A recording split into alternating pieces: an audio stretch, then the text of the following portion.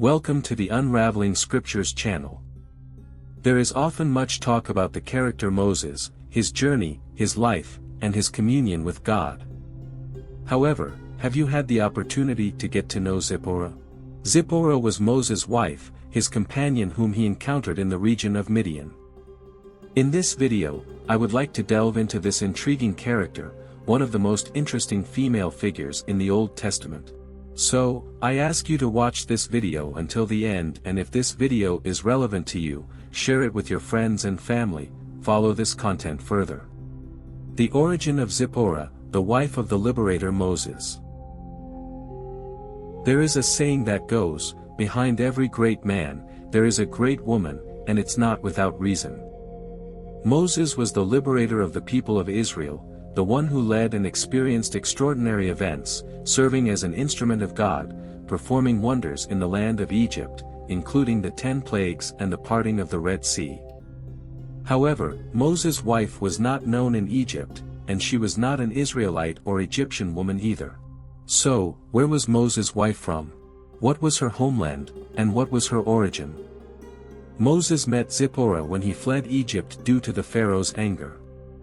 After killing an Egyptian to defend a Hebrew and thinking that no one had witnessed the incident, Moses, later, when trying to intervene in a dispute between two Hebrews, was accused of murder.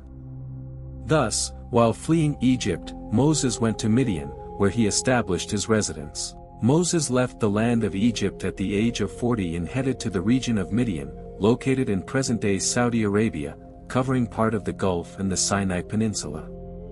When Moses arrived in that land, in that region, he met a priest who worshipped the same God as the Israelites.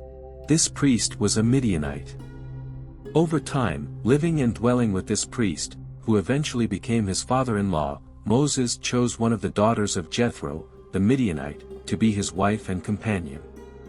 There is a debate about Zipporah's origin, especially because, in the book of Numbers, chapter 12, she is called a Cushite woman, literally, a woman of Ethiopian, Sudanese, or Somali descent, coming from the lineage of Cush, which is ancestral to much of Africa.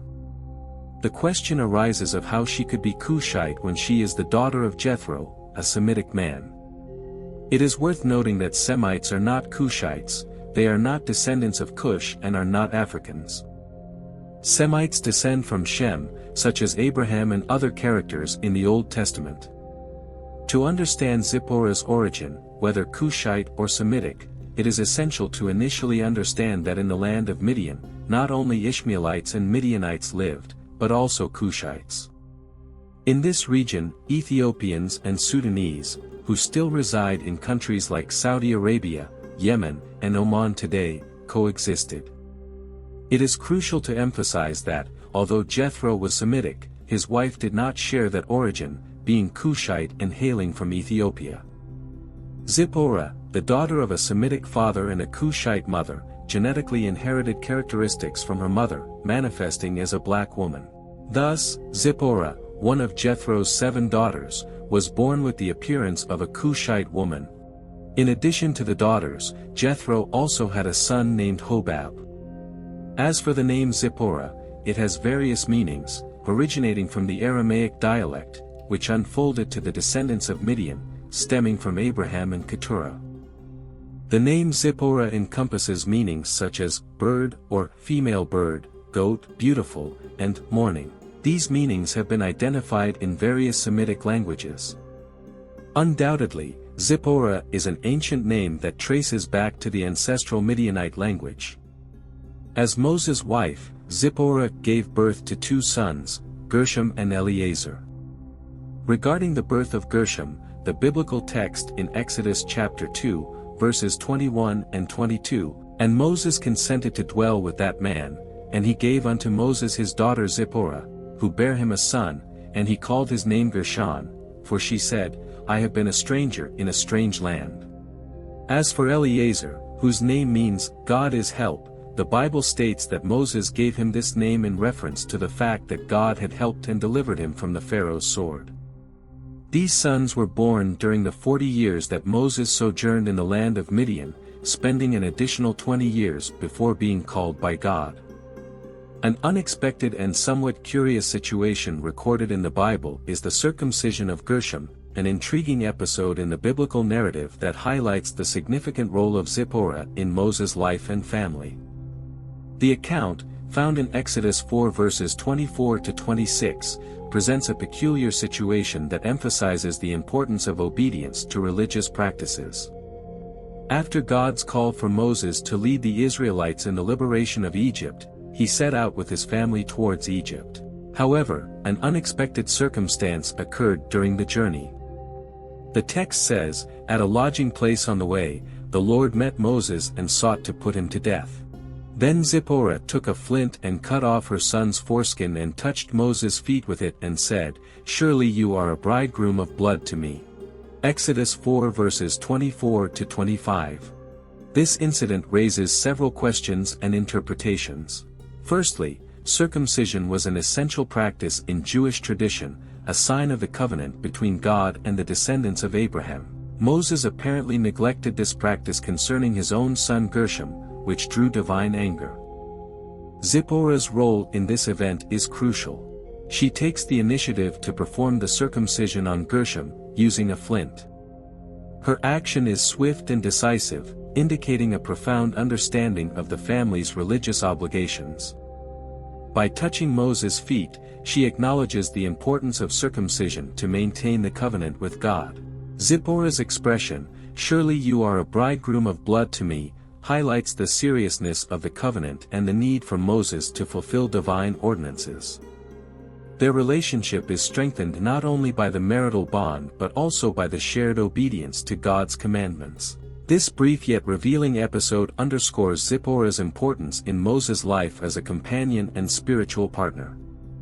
She plays a crucial role in ensuring that the family observes essential religious practices, emphasizing the need to obey divine instructions even in challenging circumstances.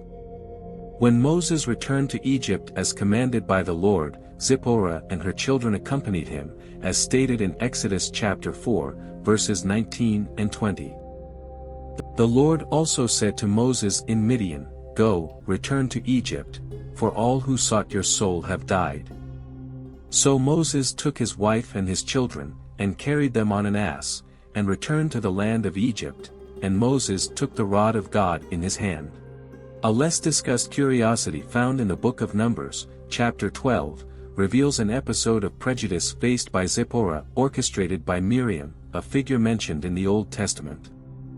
Miriam, along with Aaron, questioned the ethnic origin of Moses' wife, expressing doubts about his marriage to a woman from Ethiopia. This action resulted in divine anger, and God punished Miriam with leprosy. Moses interceded on her behalf, and God instructed that she stay outside the camp for 7 days, at the end of which she would be healed. The anticipation of the Israelites culminated in Miriam's departure, renewed and free from leprosy. The biblical narrative about Zipporah, although marked by significant moments, eventually leaves her out of focus as Moses' story progresses. The absence of specific details about her departure or subsequent fate creates an intriguing gap in the narrative. Throughout the initial accounts, Zipporah is presented as Moses' wife, a faithful companion during the journey through the desert, and the mother of Gershom and Eleazar. However, as the story unfolds, her name gradually disappears from the pages of the Bible, with no explicit information about her death or subsequent events. This gap in the narrative gives rise to various speculations and interpretations. Some scholars suggest that Zipporah's absence in the continuation of the story may be due to her Midianite origin and the possibility that her presence could create cultural tensions during Moses' leadership among the Israelites. Others argue that the omission of details about Zipporah's later life may simply be a choice due to the patriarchal nature of the Bible, which focuses on male figures, concentrating on Moses and the journey of the Israelites. Regardless of the reasons for her exit from the narrative, Zipporah's presence during crucial events, such as Gershom's circumcision, highlights her vital role in history. Despite this absence, Zipporah's influence persists through the actions she played a part in, contributing to a broader understanding of family and religious dynamics during the crucial events narrated in the book of Exodus. It's worth noting that only rabbis and experts in Hamitic and Semitic languages understand terms like Cush and Javan, which refers to Greece. Terms like Mizraim mean Egypt in Semitic languages, referring to the progenitor of the ancient Egyptians, according to Jewish traditions. This video addressed the trajectory and origin of Zipporah, the remarkable wife of Moses. If you're interested, there's a video about the origin of Egypt and a series on the origins of peoples according to the Bible, which will be available on the end screen. Leave in the comments what you already knew about Zipporah's life. God bless, see you soon.